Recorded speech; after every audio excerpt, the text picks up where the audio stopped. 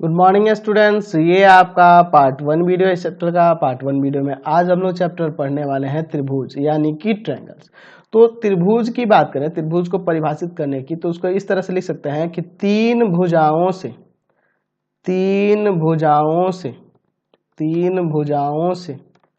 घिरे घिरे क्षेत्र को त्रिभुज कहते हैं। तीन भुजाओं से घिरे क्षेत्र को त्रिभुज कहते हैं। ठीक है, और इसका आकृति हम लोग किस तरह से दिखा सकते हैं, तो ये आपका त्रिभुज हो जाएगा। अच्छा, इसका नाम लिख देते हैं यहाँ पे ए बी सी। जैसा कि आपको पता है कि त्रिभुज में तीन शीर्ष होता है, तीन भुजाएं होते हैं और तीन कोण होते हैं।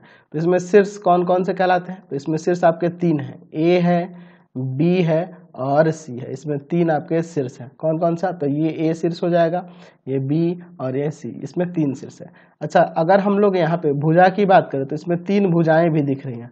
तीन भुजाएं कौन कौन सी हैं, तो इसमें आपका भुजा एक ए बी है, दूसरा बी सी है और तीसरा ए सी है। ए बी, बी सी और ए सी। उसी तरह से अगर हम लोग यहाँ कोण की बात करें तो इसमें तीन कोण है, एंगल ए है, एंगल बी है और एंगल सी है। इसमें तीन कोण। अगर इस कोण को अगर दिखाना चाहेंगे दूसरे तरीके से, यहाँ angle A, angle B, angle C आपके कोण दिख रहा है, तो इसको दूसरे तरीके से दिखाने जाएंगे तो आप ऐसे लिख सकते हैं। एंगल ए को कैसे लिख सकते हैं, एंगल बी ए सी या सी ए बी। ठीक है, एंगल ए को क्या लिख सकते हैं, एंगल बी ए सी लिखो या एंगल सी ए बी लिखो, एक ही बात होगा। उसी तरह एंगल बी को कैसे दर्शा सकते हैं, तो एंगल ए बी सी लिख सकते हैं, ए बी सी या सी बी ए भी लिख सकते हैं। और एंगल सी को कैसे दर्शा सकते हैं, एंगल सी को एंगल ए सी बी लिखो या बी सी ए लिखो, एंगल ए सी बी। तो इस प्रकार हमें पता चल गया कि त्रिभुज के तीन शीर्ष होते हैं, तीन भुजा होते हैं और तीन कोण होते हैं। अब उसी तरह से हम लोग बात करें त्रिभुज के प्रकार की, तो हम लोग त्रिभुज के प्रकार की बात करें तो इसे हम लोग भुजा के आधार पर और इनके कोणों के आधार पर तीन तीन प्रकार होते हैं। भुजा के आधार पर और कोण के आधार पर इनके तीन तीन प्रकार होते हैं, जिसके बारे में हम लोग क्लास 9th में ही पढ़ चुके हैं। ठीक है, ये सब चीज भी हम लोग पहले से ही जानते हैं, बस मैंने थोड़ा सा इंट्रोडक्शन दे दिया। चलिए अब हम लोग बात करते हैं, 9th में ही हम लोग पढ़े थे सर्वांग समता के बारे में, उसको थोड़ा सा डिस्कस कर लेते हैं ताकि इस चैप्टर में कोई दिक्कत हमें ना हो। चलिए तो देखते हैं सर्वांग सम आकृतियां यानी कि कॉन्ग्रुएंट फिगर्स। ठीक है, चलिए समझते हैं, इसको परिभाषित करते हैं। पहले हम लोग क्लास 9th में भी पढ़ चुके हैं, लेकिन थोड़ा यहाँ पे जानना जरूरी है। तो इसकी परिभाषा हम लोग ऐसे दे सकते हैं कि दो आकृतियां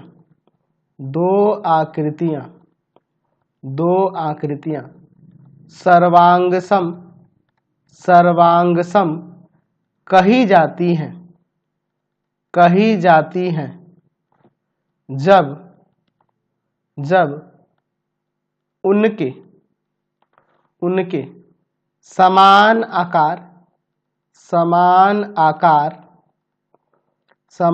आकार यानी कि आकार का मतलब हुआ शेप।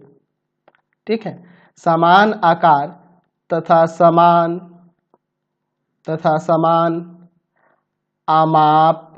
आमाप यानी कि साइज हो। ठीक है, मतलब कि दो आकृतियां सर्वांग सम कब कही जाती हैं, जब उनका आकार समान हो और आमाप समान हो। ठीक है, यानी कहने का मतलब उनका शेप और साइज अगर इक्वल है तब वह दो आकृतियां सर्वांग सम कहलाती हैं। जैसे अगर मान लो मैं यहाँ पे दो रेखाखंड लेता हूँ, एक यहाँ पे एक दूसरी यहाँ पे। ठीक है, दोनों का मैं कुछ नाम देता हूँ, इसका नाम मैं ए बी दे देता हूँ और इसका नाम सी डी दे देता हूँ, और दोनों की लंबाई 5-5 सेंटीमीटर है, यानी कि दोनों का साइज समान हो गया और दोनों का आकार भी एक ही जैसा है। दोनों रेखाखंड है यानी दोनों का आकार एक जैसा है और दोनों का आमाप यानी कि दोनों का साइज भी बराबर है। या इसलिए हम कह सकते हैं कि यह ए बी सर्वांग सम है सी डी के। ए बी सर्वांग सम है सी डी के। ए बी क्या है, सर्वांग सम है सी डी के। यानी ये देखो, ये जो दिए गए है ना, ये सर्वांग सम का सिंबल है। हम लोग क्लास 9th में ही पढ़ चुके हैं ये सब चीजें।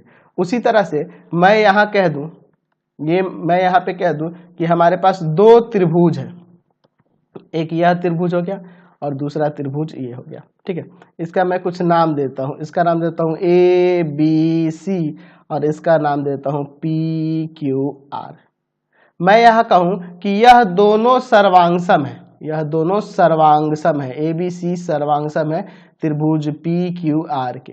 तो यहाँ सर्वांगसम होने का तात्पर्य क्या है कि इन दोनों के आकार समान है, आकार समान है और इनका आमाप भी समान है, तभी ये सर्वांगसम कहलाएंगे। ठीक है, अगर इसकी साधारण परिभाषा की बात करें, यदि यह दोनों आकृतियां एक दूसरे को ढक ले, यहाँ जो दो त्रिभुज देख रहे हैं, यह त्रिभुज इसको पूरी तरह से ढक ले और यह त्रिभुज इसको पूरी तरह से ढक ले, तभी ये सर्वांगसम होंगे।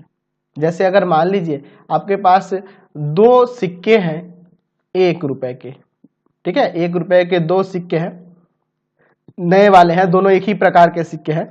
तो यहाँ पे अगर हम कहें कि वे पहला सिक्का दूसरे सिक्के को ढक लेगा, बिल्कुल ढक लेगा, दूसरा सिक्का पहले सिक्के को ढक लेगा, बिल्कुल ढक लेगा, यानी कि दोनों क्या है, एक दूसरे के सर्वांगसम है।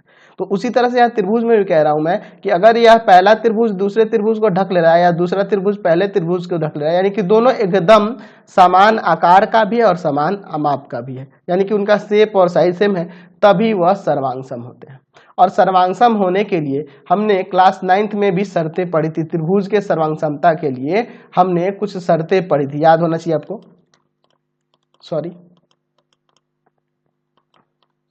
तो वो यहाँ शर्तें आपको लिख देता हूं मैं।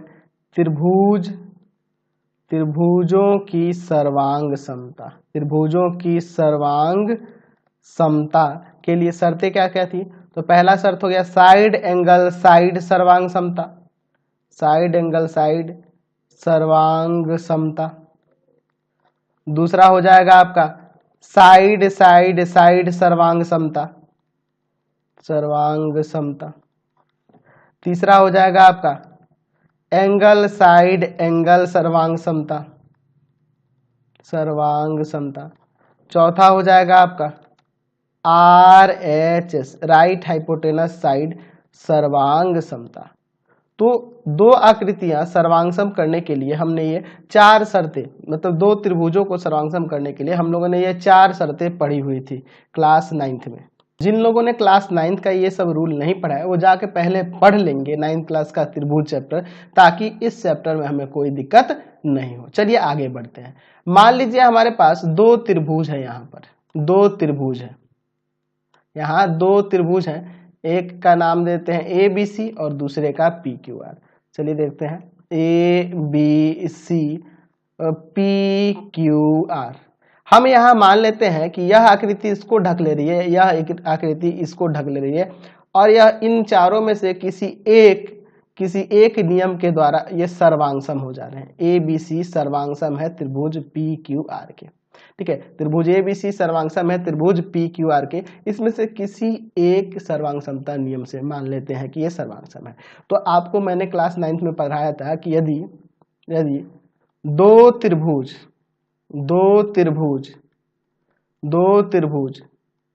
सर्वांगसम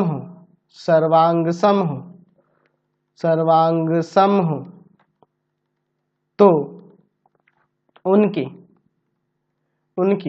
संगत भुजाएं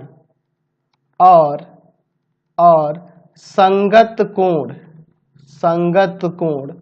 बराबर होते हैं, संगत कोण बराबर होते हैं, ठीक है, बराबर होते हैं। तो यहां हम लोग देख रहे हैं कि त्रिभुज ABC सर्वांगसम है त्रिभुज PQR के, त्रिभुज ABC सर्वांगसम है त्रिभुज PQR के। तो इसके अनुसार यहाँ पे हम कह सकते हैं ना कि इसके संगत कोण और संगत भुजाएं बराबर होंगी, संगत कोण और संगत भुजाएं बराबर होगी। और इस नियम को हम लोग क्या कहते हैं, दो त्रिभुज अगर सर्वांगसम हो तो उनके संगत भुजाएं और संगत कोण बराबर होते हैं, इसे हम लोग CPCT के नाम से जानते थे, CPCT, ठीक है, corresponding parts of congruent triangle, corresponding parts of congruent triangle, ठीक है। सर्वांगसम त्रिभुज के संगत भाग, तो चाहे वो भुजा हो चाहे वो कोण हो, संगत अगर है तो वो बराबर होंगे। तो अब हमें पता करना होगा कि ये संगत भुजाएं और संगत कोण होते कौन कौन से हैं। अब देखिए यहाँ जो चित्र देख रहे हैं इसके अनुसार, चित्र के अनुसार चलिएगा तो गड़बड़ हो जाएगा। आपको यहाँ जो सर्वांगसम दिखा है ना, इसके आधार पर चलना होगा। अगर हम लोग यहाँ पे अगर एंगल A लेते हैं तो एंगल A लेते हैं तो इसके संगत में यहाँ पे एंगल P हो जाएगा, इस चित्र के लिए तो कोई दिक्कत नहीं है, सीधा सीधा फिगर है, कोई दिक्कत नहीं। एंगल ए बराबर एंगल पी लिख सकते हैं, एंगल बी बराबर में एंगल क्यू लिख सकते हैं, एंगल बी बराबर एंगल क्यू लिख सकते हैं, एंगल सी बराबर एंगल आर लिख सकते हैं। क्यों ऐसा लिख रहे हैं? क्योंकि यह दोनों त्रिभुज सर्वांगसम है, इसलिए इनके संगत भाग बराबर होंगे, चाहे वह कोण हो चाहे वो भुजा हो। ठीक है, तो यहां से आपको पकड़ना आसान होता है, जहां ये लिखे है ना, यहाँ से एंगल बी बराबर एंगल क्यू, एंगल सी बराबर एंगल आर, देखो कितना आसानी से पकड़ रहे हैं। और भुजा की बात करें तो अगर यहाँ ए बी लिखते हैं तो ए बी के संगत कौन सी भुजा हो जाएगी? पी क्यू, नाम से यहीं से पकड़ना है। अरे यहाँ बी सी लेते हैं तो इसके संगत में क्यू आर, बी सी लेते हैं तो इसके संगत में क्यू आर लिखना होगा। अगर ए सी लेते हैं, ए सी लेते हैं तो यहाँ लिखेंगे पी आर। ठीक है, तो नाम भी ये रखना सोच समझ के होता है। ये अगर किसी को दिक्कत होगी तो क्लास 9 का जाके ट्रायंगल चैप्टर पढ़ लेना बहुत ही ज्यादा जरूरी है। ठीक है, यहाँ तो आपको कोई दिक्कत नहीं होने वाली जिस तरह से मैं पढ़ाने वाला हूँ, लेकिन फिर भी आपको क्लास 9 का त्रिभुज चैप्टर आना चाहिए, तभी आप सर्वांग समता का कंसेप्ट क्लियर कर पाओगे और तभी आप 10th का यह समरूपता वाला चैप्टर भी पढ़ पाओगे। चलिए अब सर्वांग समता के कंसेप्ट को यहाँ से क्लियर करते हैं। मान लेते हैं हमारे पास ये दो त्रिभुज सर्वांगसम है। यहाँ हम कह रहे हैं कि त्रिभुज जो बी सी ए है वह सर्वांगसम है त्रिभुज जेड एक्स वाई के, त्रिभुज जेड एक्स वाई के सर्वांगसम है। ठीक है, त्रिभुज बी सी ए जो है जेड एक्स वाई के सर्वांगसम है, यानी कि यह फिगर एक दूसरे को ढक ले रहा है। ठीक है, हमारे पास यह दिया है, तो मैं आपसे कहता हूं कि इसमें संगत भुजा और संगत कोण दिखाओ कौन कौन से होंगे। तो अगर आप फिगर में लेके चलोगे ना तो सब आप कंफ्यूज हो जाओगे। आपको यहां से लेके चलना होगा, आपको सिंपली देखना होगा एंगल बी जो है, एंगल बी किसके बराबर हो जाएगा? तो एंगल बी के संगत जो कोण होगा एंगल जेड हो जाएगा। एंगल सी के संगत जो कोण होगा एंगल एक्स हो जाएगा। एंगल ए के संगत जो कोण होगा वह वाई हो जाएगा। लेकिन मैं अगर आपसे फिगर में कहता तो एंगल बी किसके बराबर है तो आप कंफ्यूज हो जाते, आपको नहीं पता चलता। ठीक है, तो यहां से आपको पकड़ना आसान होगा संगत भुजा और संगत कोण। उसी तरह से अगर भुजा की बात करें तो अगर यहाँ पे मैं बीसी लेता हूं तो वहां पे जेड एक्स लेना होगा। ठीक है, अगर मैं ए सी लेता हूं, ए सी इधर से शुरू किए हैं तो यहाँ पे वाई एक्स लेंगे, ध्यान रखना वाई एक्स। अच्छा, उसी तरह से मैं यहाँ पे अगर ए बी लिखता हूँ, ए बी इसको और इसको लिया है तो यहाँ पे वाई जेड लेना होगा, समझ गया ना। तो इस तरह से हम लोग संगत भुजा और संगत कोण की पहचान करते हैं। तो ये बहुत ही अच्छा कॉन्सेप्ट है, इसको समझना बहुत ही जरूरी है। और मैं आप लोग से रिक्वेस्ट करूंगा कि क्लास 9 का त्रिभुज चैप्टर भी जाके पढ़ेंगे, चाहे वो आप एनसीईआरटी से पढ़ लो, केसी सिन्हा से पढ़ लो या मैंने भारती भवन, मतलब तीनों में से किसी भी बुक से आपको त्रिभुज चैप्टर 9 का पढ़ना जरूरी है, तभी आप ये 10th का कंसेप्ट सारा क्लियर कर पाओगे। अभी तक जो भी मैं बता रहा हूँ अभी 9th का बता रहा हूँ, अभी हम लोग अपने मेन चैप्टर के जो टॉपिक है उन पे नहीं आए हैं, अभी मैं पीछे के ही आपके कंसेप्ट को क्लियर कर रहा हूँ। चलिए अब आगे बढ़ते हैं इसमें। चलिए तो अब हम लोग अपने टॉपिक पे आते हैं, समरूप आकृतियां, जो आपके चैप्टर से रिलेटेड है, यानी कि सिमिलर फिगर क्या कहलाते हैं, पहले इसको समझते हैं। तो इसकी परिभाषा हम लोग इस तरह से लिख सकते हैं कि दो आकृतियां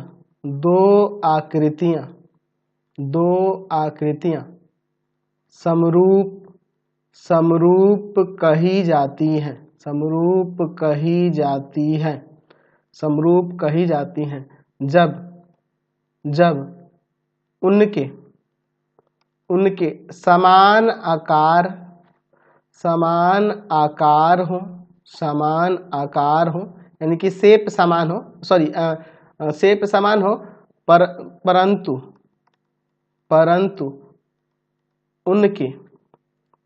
उनके आमाप समान होना आवश्यक नहीं हो। तो यहाँ से आपको परिभाषा से क्लियर हो रहा होगा कि दो आकृतियां समरूप कब कही जाती हैं? यदि उनके समान आकार हो, यानी कि शेप उनका एक जैसा हो, परंतु अमाप समान होना आवश्यक नहीं हो। यानी कि अमाप समान भी हो सकता है और नहीं भी हो सकता है। इसका मतलब यह हुआ कि प्रत्येक सर्वांगसम आकृति को हम लोग समरूप आकृति भी कह सकते हैं। प्रत्येक सर्वांगसम आकृति समरूप होती है ऐसा कह सकते हैं, लेकिन हर एक समरूप आकृति सर्वांगसम नहीं होती है। यहाँ पे हम लोग परिभाषा से ये पता चल रहा है। तो जैसे कि मैं यहाँ पे एक एग्जाम्पल लेता हूँ, मैं यहाँ पे दो वर्ग बना लेता हूँ, ठीक है। ये दो वर्ग हैं, इनका नाम कुछ दे देते हैं यहाँ पे A B C D, और इसका नाम देते हैं P Q R S। मैं यहाँ पे कहूँगा कि ये दोनों वर्ग जो है ना एक दूसरे के समरूप है, A B C D समरूप है P Q R S। देखिए समरूप का ये सिंबल हो गया, और सर्वांग सम के लिए हम लोग सिंबल पढ़े थे ना, इक्वल के ऊपर इस तरह से देते हैं, तो ये समरूपता के लिए है, ये सर्वांग समता के लिए सिंबल था। तो यहाँ पे मैंने कहा कि ये दोनों वर्ग एक दूसरे के समरूप हैं, तो समरूप होने का मतलब ये नहीं है कि ये सर्वांग सम भी हो सकते हैं, लेकिन हर एक सर्वांग सम आकृति समरूप होता है, ठीक है। तो अब ये दोनों वर्ग समरूप क्यों हो रहे हैं, तो मैंने परिभाषा में लिखा है कि दो आकृतियां समरूप कही जाती हैं जब उनके समान आकार हो, समान आकार यानी कि दोनों वर्ग हैं, परंतु उनके अमाप समाप होना आवश्यक नहीं है, लेकिन अमाप इनका समान नहीं है, देख रहे हैं ना, इनका साइज जो है इक्वल नहीं है, एक छोटा है एक बड़ा है। उसी तरह से मैं यहाँ पे दो वृत्त बनाता हूँ, एक बड़ा सा वृत्त बनाता हूँ और एक छोटा सा वृत्त बनाता हूँ। तो अगर मैं यहाँ पे कहूँ कि यह वृत्त इसके समरूप है, तो बिल्कुल समरूप है, क्योंकि दोनों एक ही जैसी आकृति है, दोनों एक ही जैसे आकार की आकृति है, बस इनका आमाप समान नहीं है, साइज समान नहीं है, इसलिए यह समरूप है, लेकिन यह सर्वांग सम नहीं हो सकती। तो यहां से हमें ये पता चला, यहाँ पे कुछ पॉइंट देके लिख सकते हैं कि सभी वर्ग समरूप होते हैं, समरूप होते हैं, सभी वर्ग समरूप होते हैं। उसी तरह से दूसरा पॉइंट दे सकते हैं, सभी वृत्त समरूप होते हैं, सभी वृत्त समरूप होते हैं। उसी तरह से तीसरा पॉइंट भी यहाँ कह सकते हैं कि सभी समबाहु त्रिभुज समरूप होते हैं, सभी समबाहु त्रिभुज समरूप होते हैं, सभी समबाहु त्रिभुज समरूप होते हैं, सभी समबाहु त्रिभुज समरूप होते हैं। अब आपके मन में सवाल उठेगा कि सर आपने तो समबाहु के लिए कह दिया, क्या समद्विबाहु के लिए कुछ नहीं कहिएगा? तो देखिए अभी समद्विबाहु की बात हम लोग आगे चल के करेंगे, ठीक है। इसके लिए कुछ पॉइंट्स हैं, उसको समझने होंगे, तब हम लोग आगे चलेंगे तो बात करेंगे इसके बारे में। बस हमने यहाँ देखा कि सभी वर्ग समरूप होते हैं, सभी वृत्त समरूप होते हैं, और सभी समबाहु त्रिभुज भी समरूप होते हैं, समबाहु त्रिभुज भी समरूप होते हैं। लेकिन समद्विबाहु के बारे में क्यों नहीं कह रहे हैं? क्योंकि आगे चल के हम लोग इसके बारे में थोड़ा सा अध्ययन कर लेंगे समरूपता के बारे में, तब इसके बारे में डिस्कस करेंगे। चलिए अब इसके बाद हम लोग बात करने वाले हैं किसी बहुभुज की समरूपता के बारे में, कि कभी कोई बहुभुज समरूप कैसे होता है। बहुभुज यानी कि वह त्रिभुज हो सकता है, चतुर्भुज कोई हो सकता है, पंचभुज हो सकता है, उसके समरूपता के बारे में, वो आकृतियां समरूप कब कहलाएंगी उसके बारे में देखते हैं। चलिए तो बात करते हैं समरूप बहुभुज के बारे में। देखो समरूप को एक और नाम से जाना जाता है, समरूप को हम लोग सदृश्य भी कह सकते हैं, सदृश्य कहो या समरूप कहो, एक ही बात होता है, ठीक है। यह नाम भी आप याद रखेंगे, ठीक है, लेकिन कंफर्टेबल हमारा समरूप ही अच्छा रहता है। चलिए देखते हैं, दो बहुभुज समरूप होते हैं। कब समरूप होते हैं? यदि उनके भुजाओं की संख्या समान हो। देखिए तीन कंडीशन है इसके लिए। पहला कंडीशन क्या है कि उनकी भुजाओं की संख्या समान होनी चाहिए, यानी कि दोनों त्रिभुज होना चाहिए, या दोनों चतुर्भुज होना चाहिए, चाहे दोनों पंचभुज होना चाहिए, इस तरह से। उनके संगत कोण समान हो, उनके संगत कोण भी समान होने चाहिए, तो संगत कोण के बारे में भी समझाए थे। और उनके संगत भुजाएं एक ही अनुपात में हो, अर्थात वे सभी एक ही समानुपाती हो, यानी कि एक ही अनुपात में हो, समझ रहे हैं ना। उनकी संगत भुजाएं समानुपाती हो, अर्थात वे सभी एक ही अनुपात में हो तब। तो जैसा कि मैंने अभी इसके पहले आपको बताया था कि प्रत्येक वर्ग जो होता है वह समरूप होता है, ठीक है। सभी वर्ग क्या होते हैं? समरूप होते हैं। अब यहाँ से आपको क्या पता चला, जैसे मान लीजिए यहाँ पे मैंने A B C D लिया, यहाँ पे लिख दिया P Q R S, तो मैंने अभी बोला था कि सभी वर्ग समरूप होते हैं। तो एक्चुअल में क्या देख रहे हैं, अगर मान लीजिए इन दो वर्गों की बात करें तो ये भी तो बहुभुज है, चार, इसमें भी चार भुजा है, इसमें भी चार भुजा है, तो भुजाओं की संख्या समान हो गई, पहला पॉइंट को सेटिस्फाई कर लिया, भुजाओं की संख्या समान हो गई।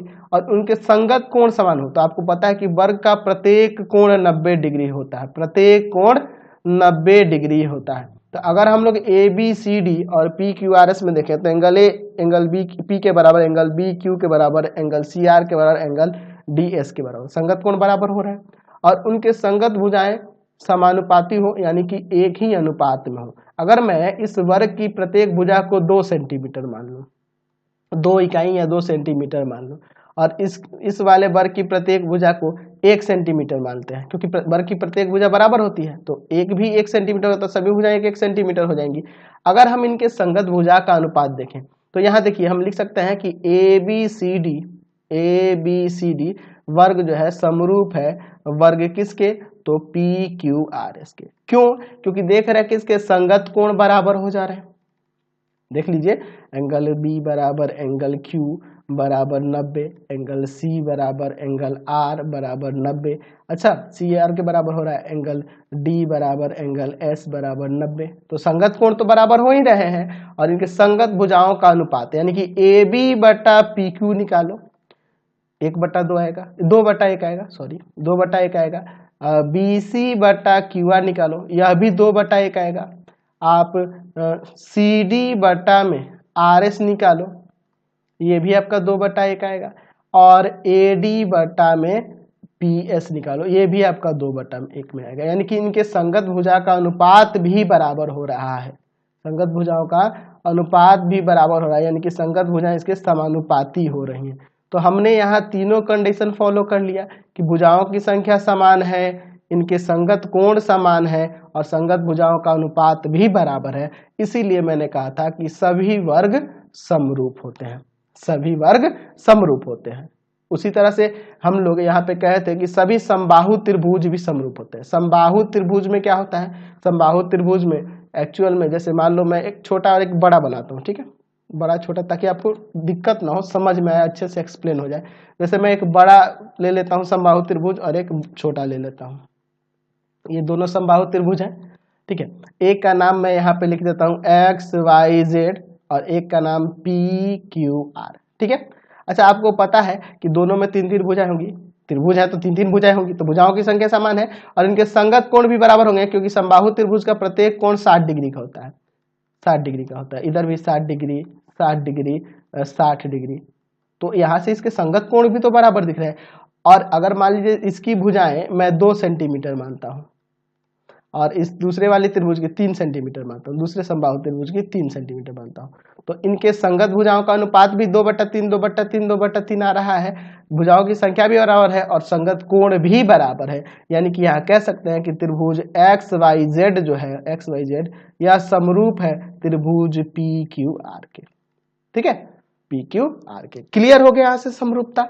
अब यहाँ से अब आगे बढ़ते हैं, अब हम लोग थोड़ा समद्विबाहु त्रिभुज को देख लेते हैं। जैसा कि मैंने आपको बताया था कि समद्विबाहु त्रिभुज के बारे में आगे चर्चा करेंगे, ठीक है।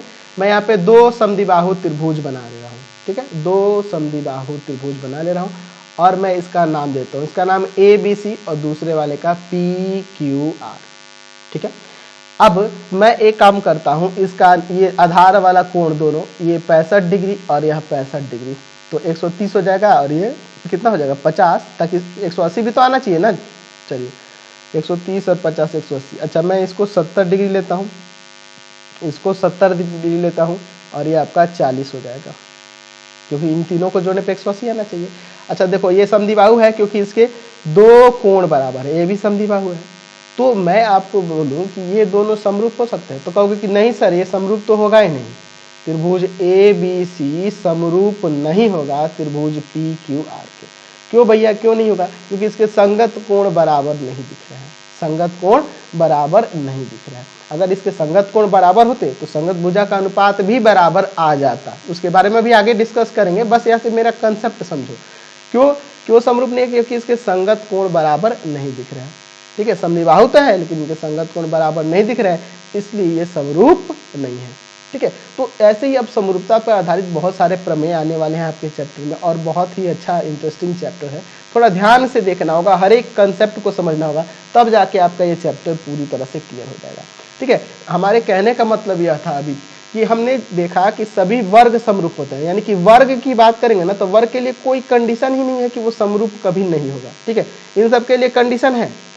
उसी तरह अगर हम लोग वृत्त की बात करें तो वृत्त, सभी वृत्त समरूप होते हैं, सभी समबाहु त्रिभुज समरूप होते हैं, लेकिन इन सब के लिए कंडीशन है और इस पे आधारित कुछ प्रमेय है, इसके बारे में हम लोग आगे चर्चा करेंगे। भिन्न भिन्न त्रिभुजों के लिए भिन्न भिन्न प्रकार के प्रमेय हैं। आपको घबराने की दिक्कत नहीं है, हम लोग चैप्टर में सिर्फ त्रिभुज से ही रिलेटेड चीज पढ़ने वाले हैं। ना तो हमें चतुर्भुज में जाना है, ना ही पंचभुज में, ना ही वृत्त में जाना है। ठीक है, वृत्त की समरूपता तो मान ही सकते हैं कि वृत्त, सभी वृत्त तो समरूप ही होता है, तो ये सब चीजें अभी नहीं जाननी है, बस आपके बेसिक कंसेप्ट को मैं क्लियर करना चाहता था, मैंने जो कि इस वीडियो में कर दिया। तो नेक्स्ट वीडियो में हम लोग चैप्टर में आगे बढ़ेंगे, प्रमेय वगैरह को देखेंगे। बहुत ही इंटरेस्टिंग चैप्टर है और बहुत ही ध्यान से आपको केयरफुली समझना होगा, तभी जाके आपका सारा कंसेप्ट क्लियर होगा। तो ध्यान रहे, मेहनत तो करना होगा, चैप्टर को पढ़ने के लिए आपको थोड़ा मेहनत करना होगा। मैं जो भी समझाऊंगा हर एक पॉइंट पे ध्यान देना होगा, तभी जाके आपके चैप्टर का कंसेप्ट क्लियर होगा। तो इस वीडियो में हम लोग इतना ही रहने देते हैं। प्लीज आप वीडियो को लाइक शेयर करेंगे और इससे रिलेटेड वीडियो देखने के लिए आप सीधे डिस्क्रिप्शन में जाएंगे। डिस्क्रिप्शन में मैंने एनसीईआरटी, भारती भवन, केसी सेरा, इन सब के सॉल्यूशन दे रखे हैं। तो प्लीज वीडियो को लाइक शेयर करेंगे और इससे रिलेटेड जो भी वीडियो देखना होगा आप सीधे डिस्क्रिप्शन में जाना, मैंने पूरे बुक का लिंक दिया है। Thanks for watching the video और प्लीज कमेंट करके जरूर बताया करो कि हमारे वीडियोज आपको कैसे लगते हैं।